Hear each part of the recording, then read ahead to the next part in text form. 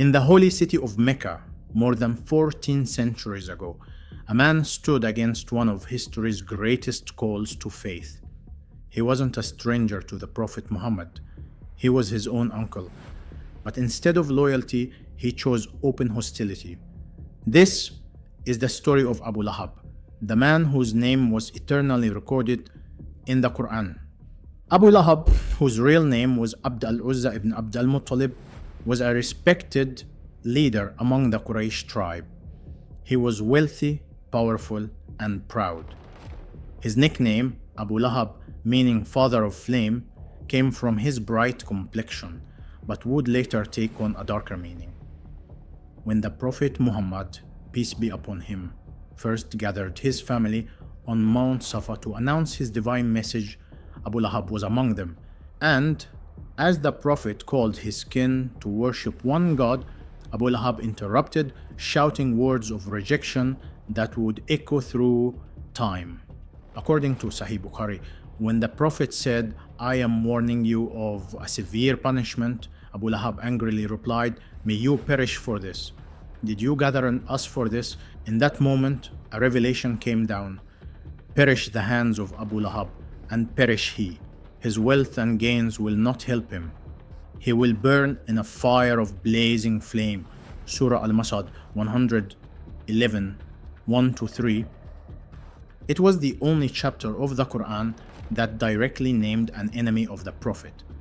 And it was a divine prophecy, one that would be fulfilled in Abu Lahab's lifetime. Despite his closeness to the Prophet, Abu Lahab used every means to oppose him.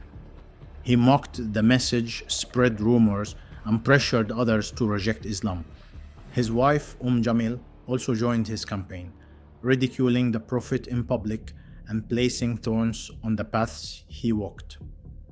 Tafsir scholars record that Abu Lahab's hostility was driven not just by disbelief, but by pride. Accepting Muhammad's message would have meant surrendering his social power, his wealth, and the traditions of his ancestors. Even during the boycott against the early Muslims, Abu Lahab ordered his sons to divorce their wives, who were the Prophet's daughters Ruqayya and Kulthum, just to hurt him. His enmity ran deep, but while he tried to silence the new faith, its message only spread further. And as Islam gained followers, Abu Lahab's influence began to fade. When the Quraysh marched to Badr, the first great battle between the Muslims and the Meccans, Abu Lahab did not go. He sent another man in his place, claiming illness. Soon after, according to early reports preserved by Ibn Ishaq and Ibn Kathir, he was struck by a severe skin disease. Within days, Abu Lahab died in isolation, shunned even by his own family, out of fear of contagion.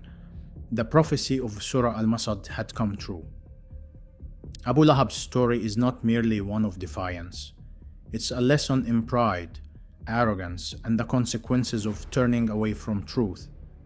While many of the Prophet's fiercest opponents later embraced Islam, Abu Lahab's name became a symbol of eternal warning. 14 centuries later, his story still stands, a reminder that status, wealth, and power mean little when set against conviction and faith, and that sometimes the greatest test of belief comes from those closest to us.